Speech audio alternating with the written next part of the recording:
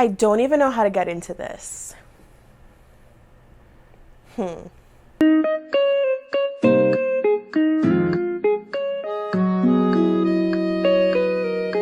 Hi guys, my name is Escarla. Welcome back to my channel. If you are new here, this is my little corner of the universe where I like to document my making and really anything that flows from my little artistic brain. If you've been watching for a while, you're probably wondering, where the heck have you been, girl? Well, that's what this video is all about. So I'm back. I am hoping to continue my weekly uploads going forward. I apologize for disappearing for the past 3 weeks, but it was for a pretty solid reason. Well, I really don't know how to get into this, so I guess I'll come right out and say it. Drum roll, please.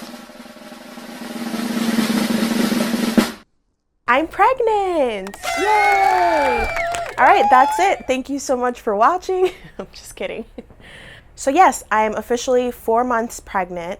It feels really surreal, and I've just spent the last couple of weeks processing, telling my family members and my loved ones and my friends, and now everybody knows. It's official, it's out in the universe. I am pregnant. There's just so much to process, and it was becoming a bit difficult to make videos without telling you guys, so I decided to just wait it out and make sure I was in the clear, you know, past the first trimester to officially announce it on here. So yeah, it's been crazy, and not to be that like manic pixie dream girl, but like I never really pictured myself as a mother. I've never been one to like dream up my ideal wedding or to think of baby names or any of that. I would say, if anything, I really am a live in the moment type of person, and the only things that really bring me excitement and joy are my making and creating and being creative and thinking of different projects, whatever that may be at the moment. So yeah, I've just never been that person that anticipated these kind of things. So I feel like it took me a little bit more processing time than I was hoping for. It's such a life-altering event that I don't know, like the first trimester went really well. We were actively trying to have a child for reasons I'll get into in a second. But the first trimester was really a breeze. I didn't have any, well, I guess it wasn't fully a breeze. It was more like a nice windy day with some like intense wind sometimes, if that's like a way to describe that. But I didn't have any signs of morning sickness, thank God. I was totally fine eating what I normally eat and enjoying the foods that I love. But the biggest thing was like the fatigue. I was so exhausted. I was really struggling to just get my day job done, that this whole like filming and editing process and planning became really difficult for me during the first trimester.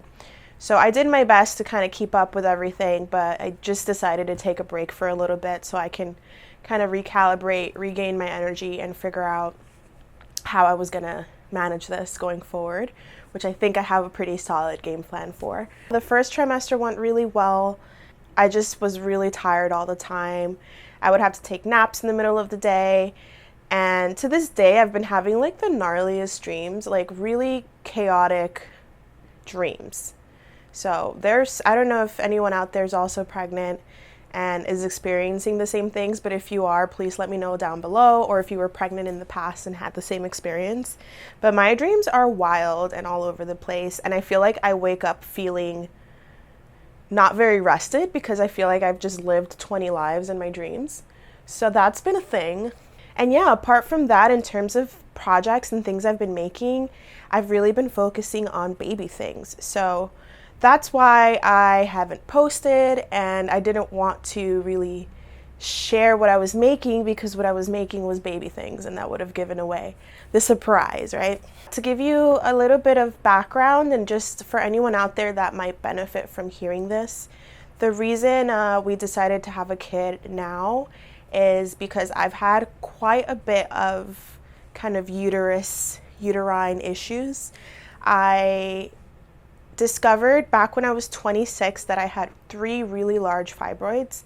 I had one that actually made me look 3 months pregnant. It was like the size of a grapefruit, and that needed to be removed. So I had a pretty major surgery back then, and then a couple years later, so this past summer, I had to have another surgery for fibroids. And if you don't know, fibroids are these like benign cysts that grow in your uterus. They can grow in different places, either outside the uterus or within the uterine wall, or like kind of inside of the uterus. The ones that are inside are much more painful. That was the first one I had, and that made like TMI, but if you're not into this like uterus talk, you can fast forward. I'll put a timestamp when I stop talking about this. But yeah, it made my periods super heavy and last a really long time, and I feel like I have a really high pain tolerance because I didn't feel a grand amount of discomfort, but definitely enough to feel a bit crippled when I would get like my monthly period. So this second fibroid surgery that I had this past summer, it was like last July of 2023, was a much easier process. I got to have the surgery done here in PA rather than New York, which was much better. I feel like New York's a very busy place, so I feel like doctors kind of rush you and you don't feel like that one-on-one like attention from a doctor. So it was nice coming to PA and having that procedure done here.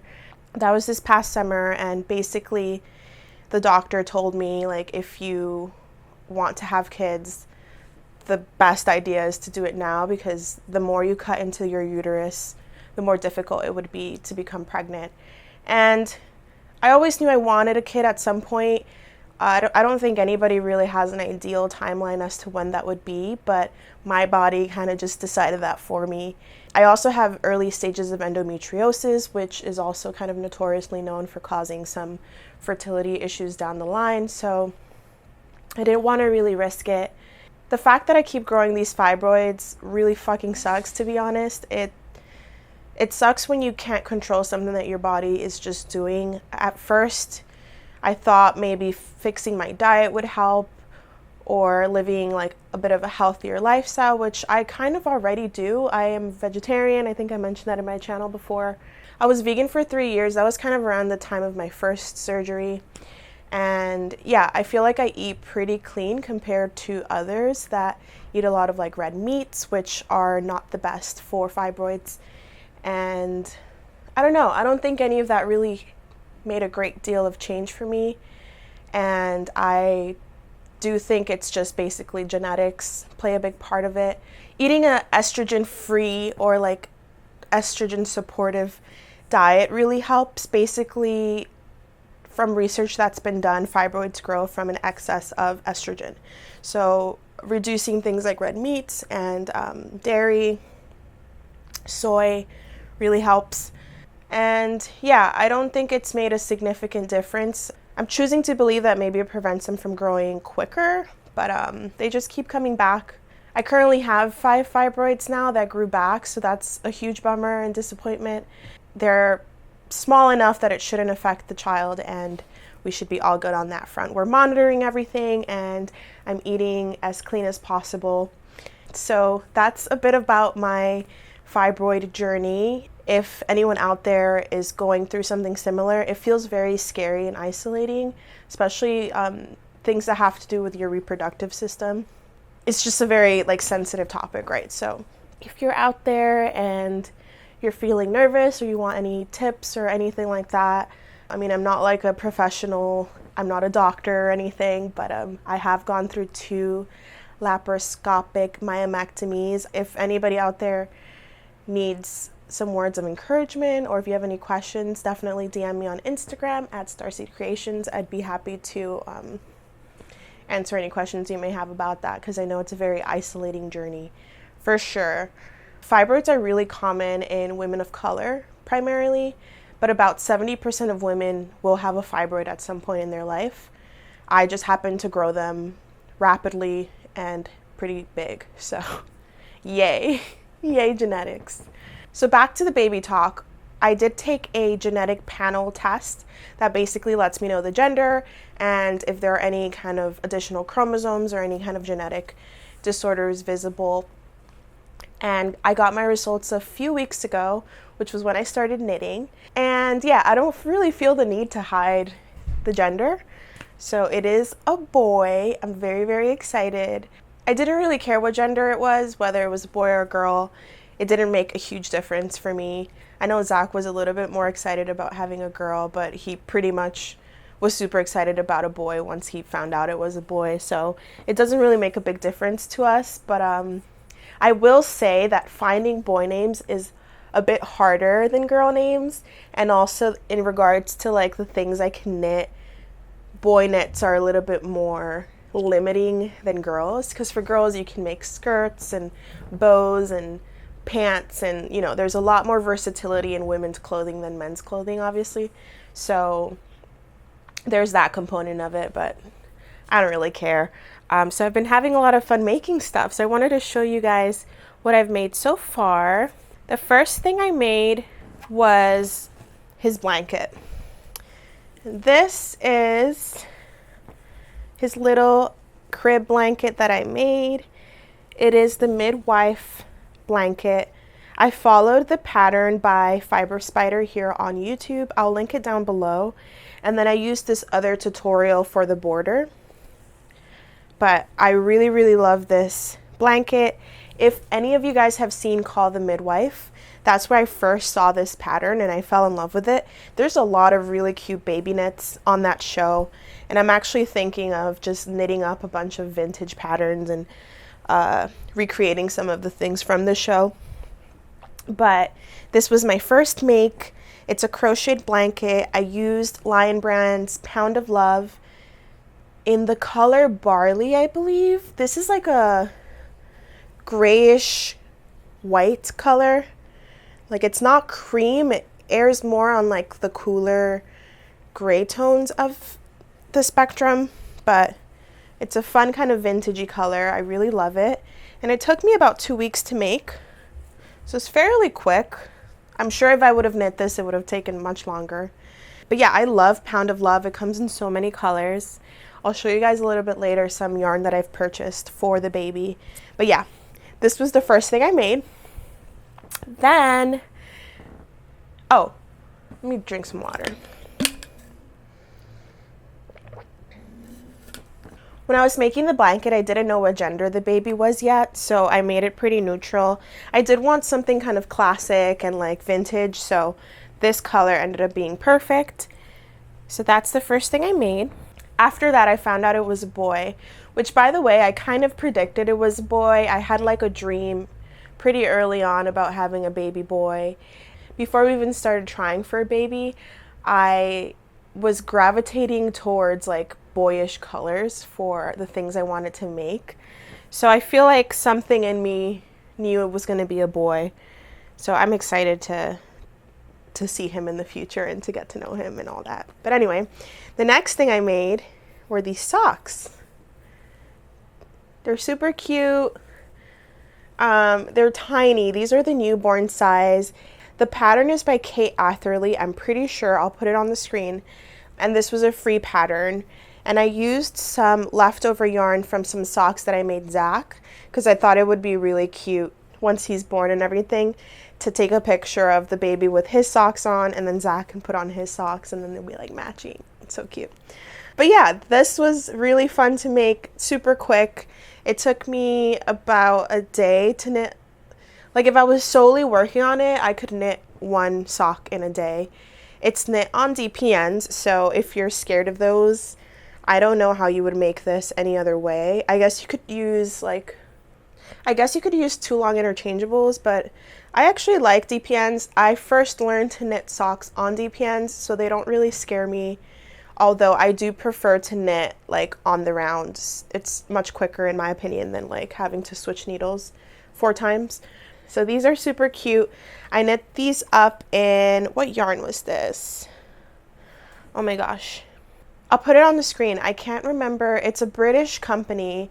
It's a hand-dyed superwash with yak, I believe. And the color is just really fun. It's It reminds me of like some sort of jasper or like river stone color. So after these socks, I decided to make a little bonnet. It's super cute. I'm obsessed with this bonnet. Like, I kind of want one for myself. It's a garter stitch baby bonnet. I knitted in the newborn size as well. And I used this same yarn that I made the socks with because I wanted like a matching set, but I didn't have enough yarn to really knit a full hat in this color. So I found this pattern, and it's a striped garter stitch shaped bonnet with these really nice like I-cord edging and I-cord ties. And it's worked with increases and then short rows up top. This was a paid for pattern. I don't remember who is the designer, but again, I'll put that on the screen. And it's made for kids, so it comes in a couple of sizes for children. It doesn't size up to adults, unfortunately, because I would have made one for myself. But I made it, like I said, with one strand of this yarn and then one strand of this like Cascade superwash yarn that I have. I am not the biggest fan of that yarn, but I had it and I have to use it up, so I figured this was perfect. I do love the color. The reason I don't love the Cascade 220 yarn is because it's very splitty, so I had to be very conscious of not like splitting the yarn up. But yeah, those are like the little things that I've made so far.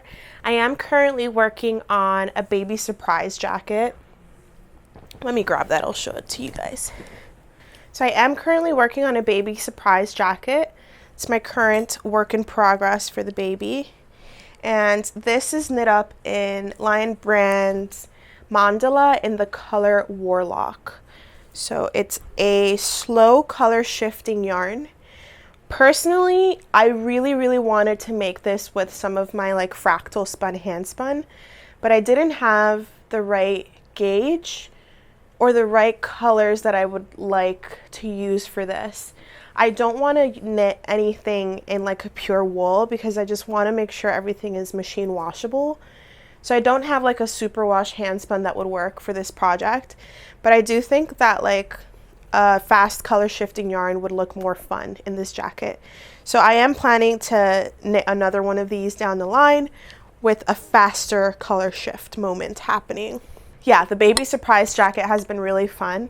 I've been wanting to like explore some of Elizabeth Zimmerman's work, and this is my first one. She has several baby patterns as well, so I'm hoping to work through some of those and make like a dedicated Elizabeth Zimmerman video down the line. But yeah, that's the knits that I've been working on. I also wanted to show you guys this really cute outfit I got at the mall. I'm not a huge like fast fashion shopper, but we walked by that like box lunch shop and I saw this in the window and I nearly freaking gagged. It's a Totoro kind of onesie pullover. What are these called? Overalls? It's like a My Neighbor Totoro overall with this cute little shirt, and I love Studio Ghibli so much. This is one of my favorite movies of all time, and I just love the colors. It's such a whimsical, like, kind of forest hobbit vibe, which you guys know I love. So apart from that, I've been kind of thrifting some little baby onesies and slowly starting to like gather things and plan for baby down the line. So that being said, I also bought yarn on Joann's. They were having a huge sale a couple of months ago. Their yarn was 20% off, and then I had a 20% off everything on top of that. So I decided to buy like all the yarn that I would need to make some more baby knits. And I bought a couple of things, so I'll show you guys that as well. So I did buy this Eddie Bauer wool paca yarn. It's about 3.5 ounces, 277 yards, and it is 80% extra fine merino and superwash merino and 20% alpaca. And this is the color green olive. I don't know if I'm going to make something for the baby out of this. I didn't think about the fact that alpaca is a bit floofy, so it might be a bit sheddy for the babies. So I might actually not use this yarn for him, but we'll see. But all these other yarns I will use for him. I got a skein of their hand-dyed merino wool. This is also superwash, I'm pretty sure. It's in the colorway Tide Pool, and it's a weight of 3, so it's kind of like a DK weight yarn, and I really like the colors. They should work up in like a really fun way. Definitely want to use this for a project. Then I also got 2 skeins of the in-house Joann's brand, which is called Premium Yarn KC Knit and Crochet. This is 100% cotton. It is 180 yards, 3.5 ounces, and the colorway is Golden Coast and Sequoia. So perfect vintage 70s colors. I definitely want to stripe these or chevron them in some way. I thought pants might be really cute for this, and a little hat, like a matching hat and pant set. So we'll see. I don't know how far this will get me, but if I stripe them, it should definitely be enough yardage. And then, sorry, I'm getting a bit out of breath here, geez. And then I got, let me take these out of the bags. I got 3 balls of Pound of Love because I love this yarn. It is 100% acrylic, but it is soft and it's perfect for baby knits. Pound of Love actually originated as a baby yarn for Lion Brand, and then they branched out and came out with a bunch of really cool colors. So I bought 3 skeins of this stuff, which is a lot of fucking yarn, as you can see. I got the color Mocha. I thought this would be really cute for like that bear onesie that's really popular. I'll put it on the screen. I don't remember who designed it or whatever, but this would be really cute for like a little baby bear onesie. Then I got the colors Denim and the color Cascade. Love this Cascade color. It's like kind of like a hunter green, but leaning more on the blue side. So really beautiful. My camera cut off there. But yes, love this color so much. It was actually sold out on the Lion Brand website, but I was able to get it on Joann's. And it's blue, but it's kind of like a greenish deep blue. Not sure what I'm going to make with these yet, but I could make a blanket or I don't know, I'll figure it out. The denim is a really nice colorway as well. It has that like heathered look to it. Definitely like denim colored, but like kind of like a different shade of denim. Like I don't think I've ever seen a pair of jeans that are this exact color, but I see what they're doing. I see what they're trying to get at. But yeah, that's all the yarn that I purchased for the baby. So I was trying not to spend much money on yarn this year, but I didn't like think about the fact that pretty much everything I own is non-superwash. It's like regular wool or like things that you have to hand wash, and I don't really want to do that for the baby. I know that I'm not going to have the time to be hand washing things, so that's why we're going with like acrylics or superwashes. That's everything I wanted to share today. I'm really happy that I finally got to share the news with you guys. If you are a mom, please give me any tips. I am so new to this. I definitely am someone that's a little bit more on the, not frugal, but like more eco-minded side of things, where I don't want to like over purchase things for the baby. So if you guys have any tips for like the things you must purchase for a newborn baby, definitely let me know down below. I don't really know what I'm doing. So that being said, thank you guys so much for watching. If you haven't done so already, please consider subscribing to the channel. I'm aiming to post weekly, but I might like skip a week here and there just to like catch up. Yeah, I don't want to be too hard on myself, but there are very exciting things coming up. We got Maryland Sheep and Wool in a couple of weeks, which I'm hoping to kind of vlog on my phone and stuff. So things to look forward to. And if you want to support my channel, the biggest thing you can do to help out is to watch those ads. For any channel that you love and support, watching the ads really helps the creators who make the videos. You can also find me on Instagram at Starseed Creations. And yeah, until next time, happy making, happy crafting. And if you're also pregnant, congratulations, very excited. Here's my little baby bump if you wanted to see that. It's not huge, but it's there. My pants aren't really fitting, so that's something. Thank you guys so much for watching. I really appreciate you being here. And until next time, have a wonderful week. Have a wonderful weekend. And I'll see you soon. Bye.